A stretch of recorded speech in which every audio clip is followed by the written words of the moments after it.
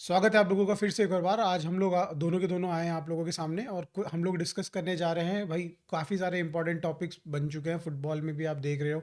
जोज़ो merino जो एक legendary coach रह चुका है अपने टाइम पे, आज वो सैक हो चुका है और रोमा जैसा क्लब ने उसको सैक कर दिया है। तो उनके बारे में भी डिस्कस करते हैं, क्या उनका करियर रहा और कहाँ जाने के चांसेस उनके लग रहे हैं।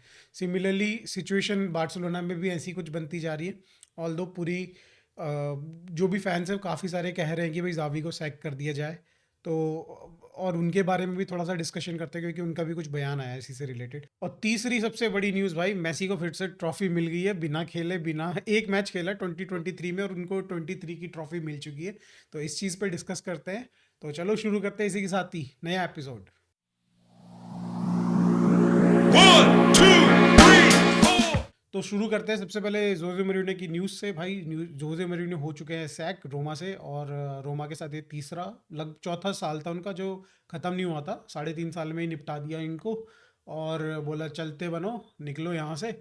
बट अगर हम बात करें भाई Jose Marino as a person की, इनकी करंट परफॉर्मेंस में हम बाद में आएंगे। पहले एक बार इनकी थोड़ा सा जो परफॉर्मेंस इन्होंने दी है अब तक के करियर में।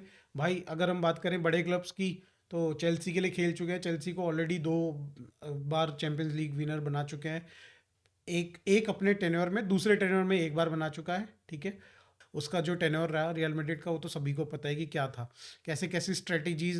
वो जो कचड़े के डब्बे में छुप के आया है जोजे मरीनो, जब इसको रेड कार्ड मिला होता है, उसको एरिना में भी आने की वो नहीं थी, इजाज़त नहीं थी, बट उसके बाद भी कचड़े के डब्बे में छुप के आया है और टीम के साथ जब हमारा हाफ होता है उसमें उनको समझाया कि क्या करना है, कैसी स्ट्रेटेजीज करनी है, क्या करनी है, क्या नहीं करना है। वो एक बहुत हाईलाइट पोर्शन।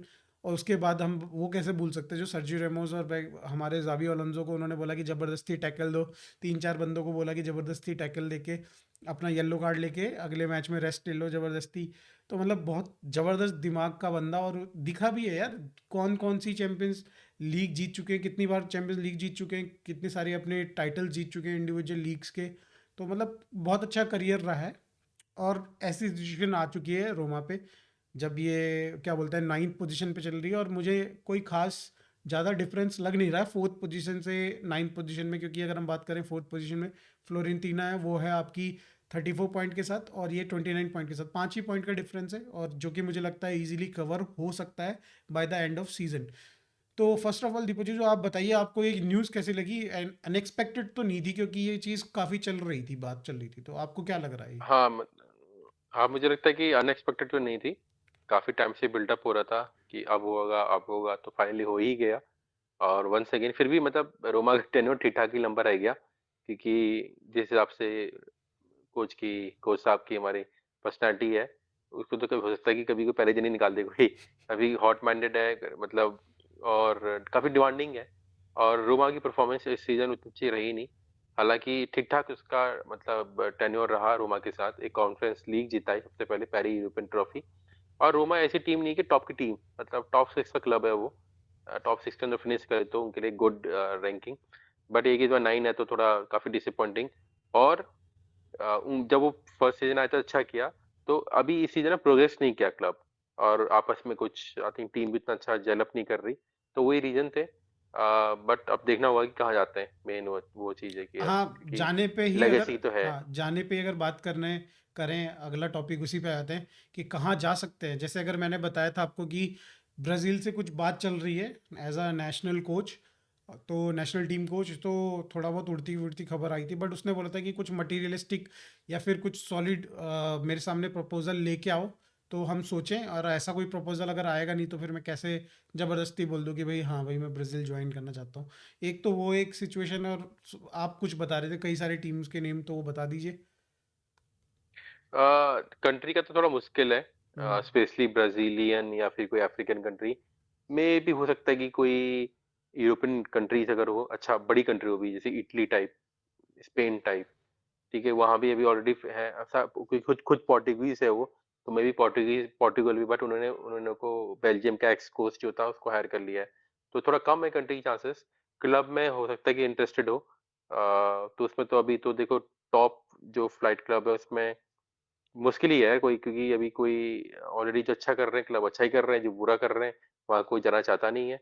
बट हो सकता है कि क उड़ती-उड़ती खबर तो ये आती है कि हो सकता है चेल्सी वापस जाए, क्योंकि चेल्सी के भी हालत पतली हो रखी है और पोचेटिनो उतना उतना कुछ कर नहीं पा रहा है।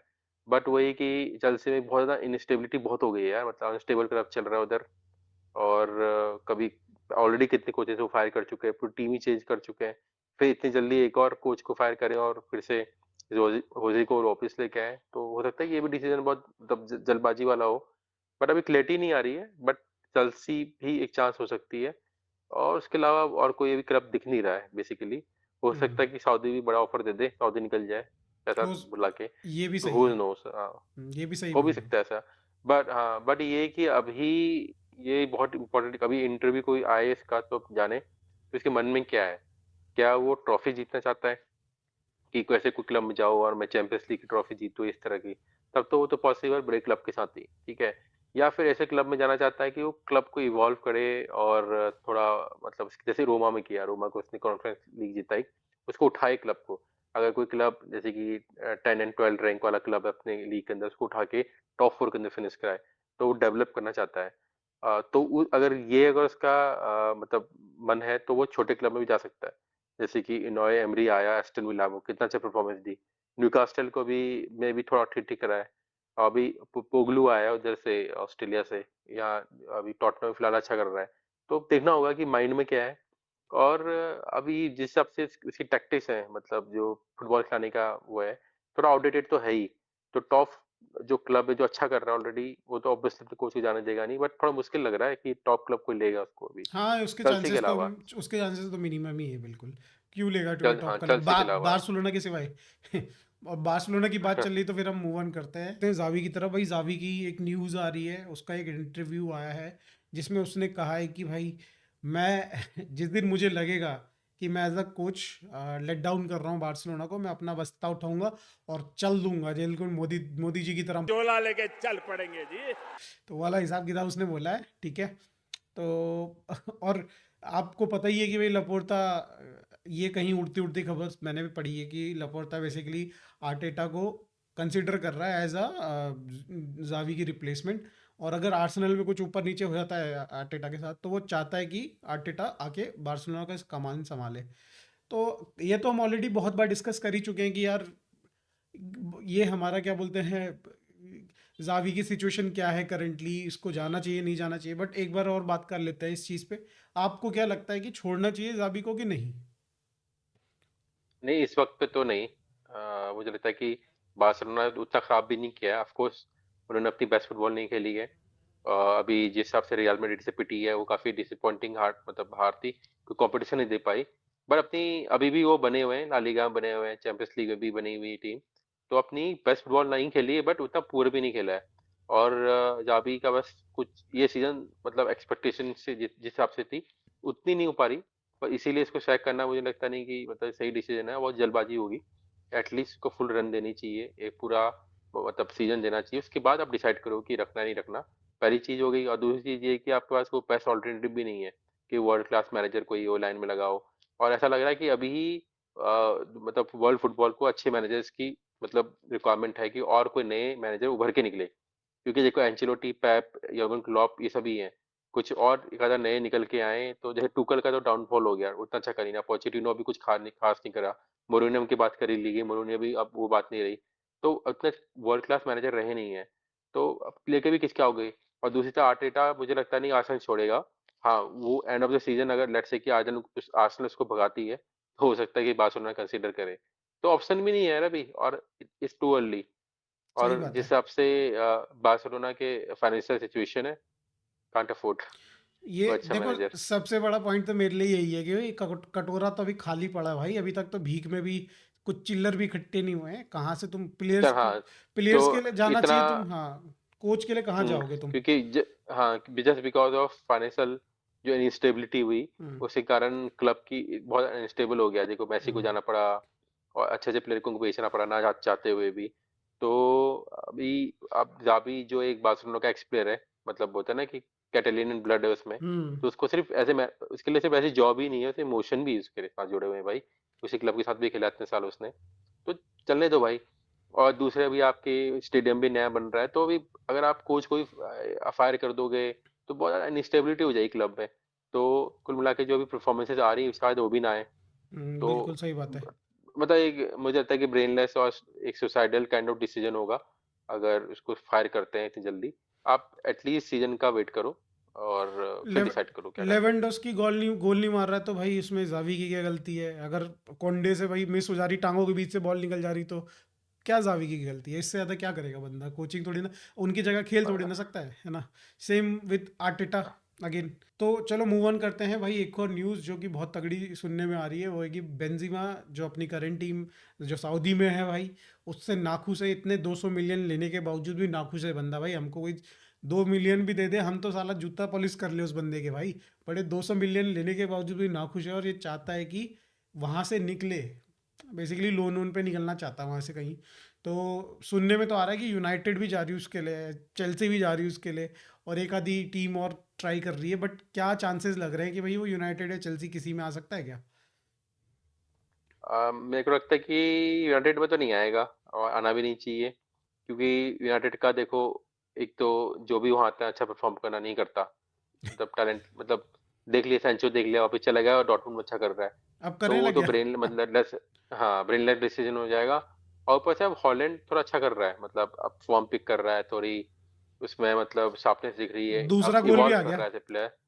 हाँ मतलब और यंग है यार हॉलैंड, उसको आप मौके दो और मतलब उसको अपना फ्यूचर सुपरस्टार बनाओ। उसके सामने कंपटीशन खड़ा कर दोगे तो वो जो फॉर्म पिक कर रहा है वो और गिर जाएगी, क्या फायदा। हाँ अगर आपके पास लेट्स से कोई 30+ स्ट्राइकर होता तो फिर आप ऑल्टरनेटिव ला सकते थे। तो वहाँ तो कुछ लगता नहीं है। यूनाइटेड को अभी फोकस करना चाहिए अपनी मिडफील्ड के ऊपर, क्योंकि वहाँ खत्म है, कोई चांस ही नहीं क्रिएट करता। तो वो चीज़ है। जहाँ तक बात रही चेल्सी की, चेल्सी मुझे लगता है कि हो सकता है कि आ जाए। रीज़न बीइंग कि क्योंकि उनको स्ट्राइकर उनका कुछ परफॉर्म कर नहीं रहा, जैक्सन बहुत चांसेस मिस कर रहा है।